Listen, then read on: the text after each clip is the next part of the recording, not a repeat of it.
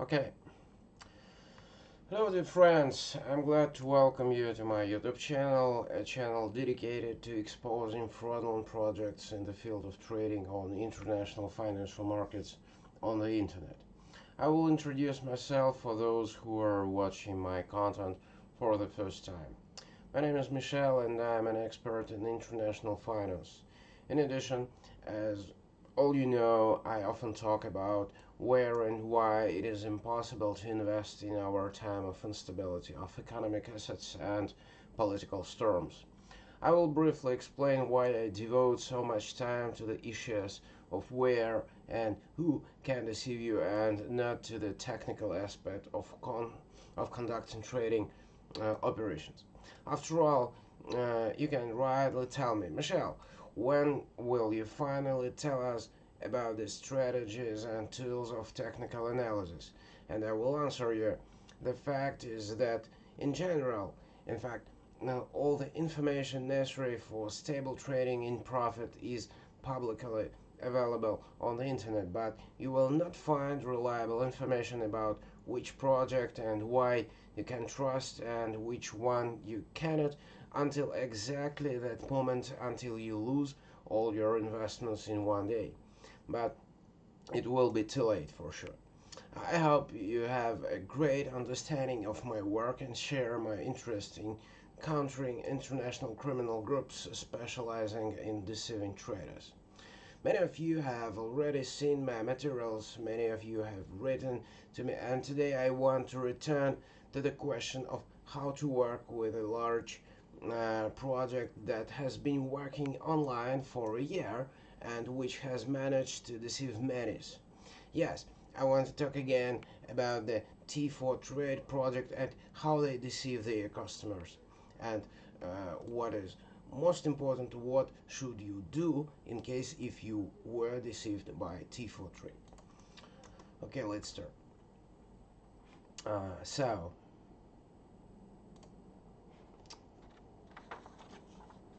okay, guys. Mm, First of all, to begin with, in order to remove all questions about the legitimacy of the activities of the scam, I propose to go to the portal of such a respectful international financial regulator as FCA is, means Financial Conduct Authority. Uh, this financial regulator controls the activities of brokers in the territory of Great Britain. Look, here is, yeah, here is clearly said about the T4Trade project that this is a fraudulent project and the company itself is on the list of black brokers. I hope that after that none of you will have any more questions about whether they are scammers or not.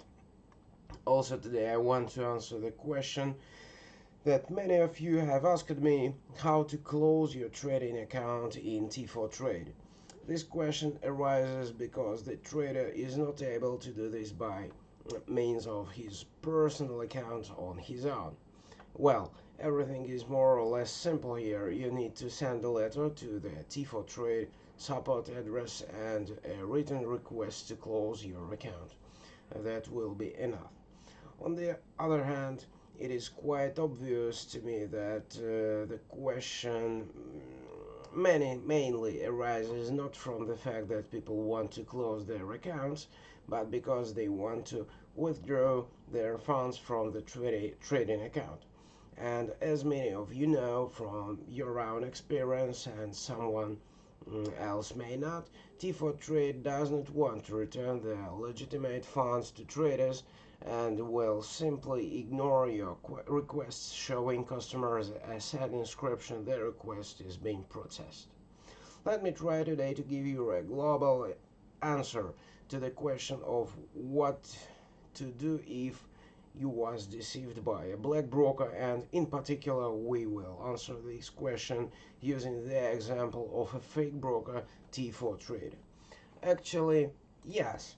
Mm, Today I would like to talk to you about such a mechanism for returning funds as chargeback. The word chargeback from the English chargeback translates as, simply chargeback. This is the internal mechanism of the payment system, which allows you to challenge some transactions. Sometimes you can use it to return the money that was debited from your cards. You can use a chargeback on the MasterCard, but there is such a procedure, for example, for Visa cards also. So it is very important to know initially how you replenish the deposit on the broker's portal. Here at T4Trade portal, there is exactly what it is proposed to do with a bank card. In some cases, the money of the card is still protected by the law of the national payment systems, but mostly it concerns erroneous operations or some types of fraud. For example, if a technical failure occurred in the bank and he withdrew money twice for the same purchase, or if the scammers paid online with a bank card, although its owner did not tell anyone the codes from the SMS. To simplify it a lot, for chargeback process looks like this. Let's say a trader replenished an account with a broker and wants to get his money back, but nothing was sent to him. He writes a complaint letter to the broker, who refuses to return the money or doesn't respond at all. Then the trader essentially has two ways: to sue the broker because he violated the law, or try to issue a chargeback. Sometimes the court is more profitable. A chargeback is made only for the amount of the payment that you dispute, and you can sue, for example, compensation for moral damage, expenses for a lawyer, or a percentage for using someone else's money. If we are talking about small amounts, then chargeback will be a more profitable, simple, and quick solution. Let's say our hypothetical hero trader also chooses a chargeback. He turns to the bank that issued his card. It is called the issuing bank, and he says he wants to return the payment.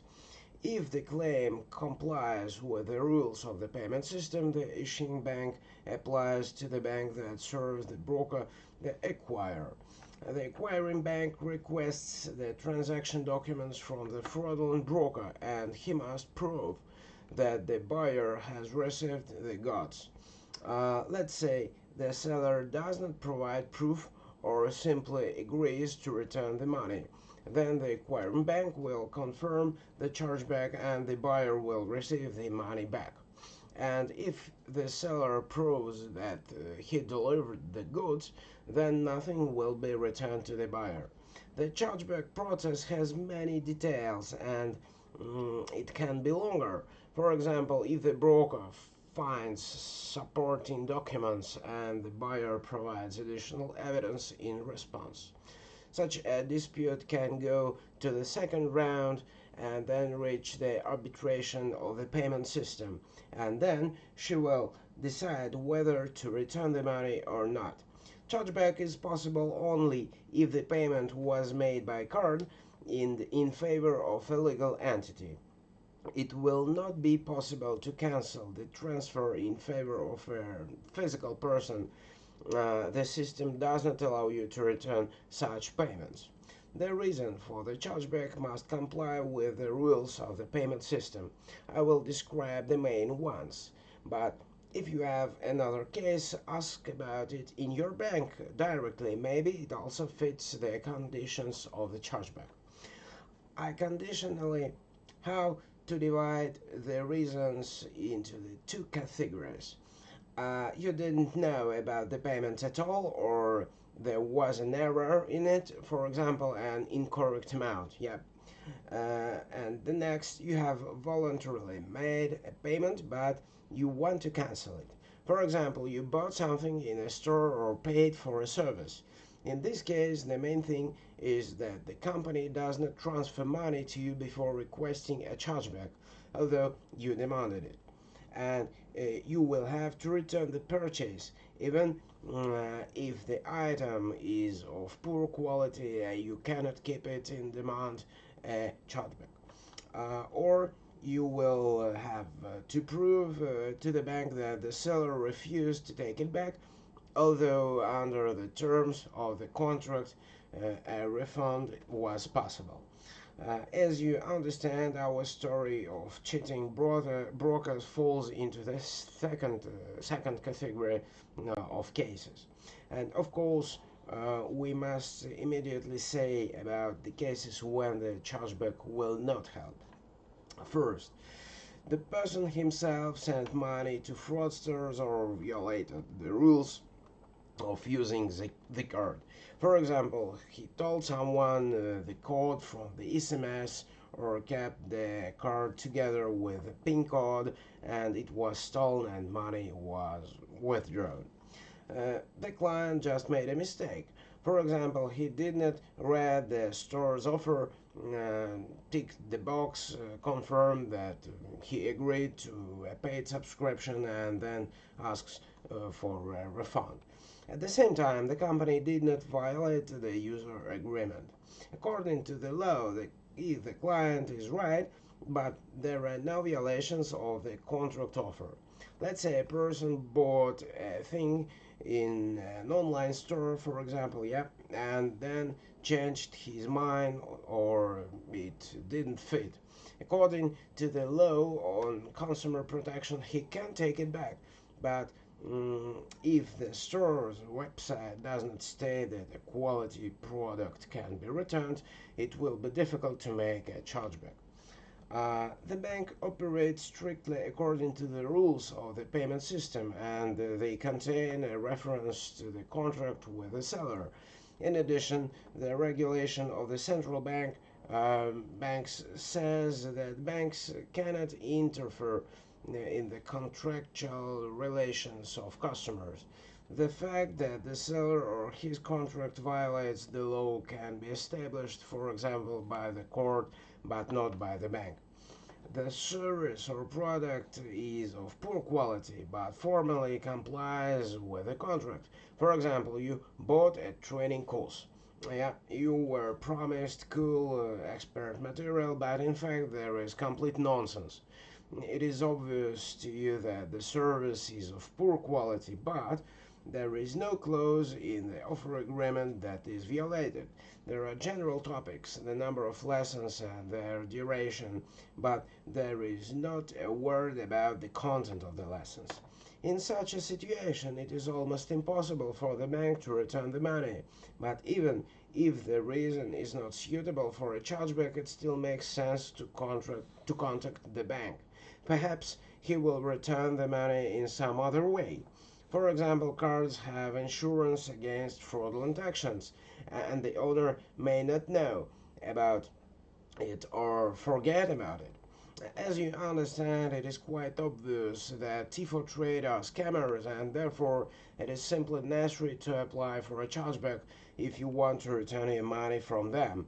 On the other hand, there is a procedure that requires time, knowledge, drafting statements, and other paperwork, although the chances of success are very high. Okay. What else? Therefore, I suggest you do this. Just know that if you were deceived by T4Trade or any other black broker, there are definitely chances to return your funds. On the other hand, if you are not an expert in this matter, feel free to write me in Telegram. I will try to advise you on chargeback issues, even if you were deceived not only by T4Trade but by any other scam on the internet. For sure, my for sure, I guarantee you 100% confidentiality. I hope you were interested in this material, guys, of mine. Once again, I remind you that if you send a link to this video to your friends and acquaintances, then perhaps I can help them and they respectively will not fall into the trap of scammers. Watch, subscribe, like, and write me directly. Contact me. I will glad to talk to all of you, my dear subscribers and viewers. And with that, I say goodbye to you. and let's see in my next materials. Ciao guys, and thank to all of you who watched this video till the end. Bye.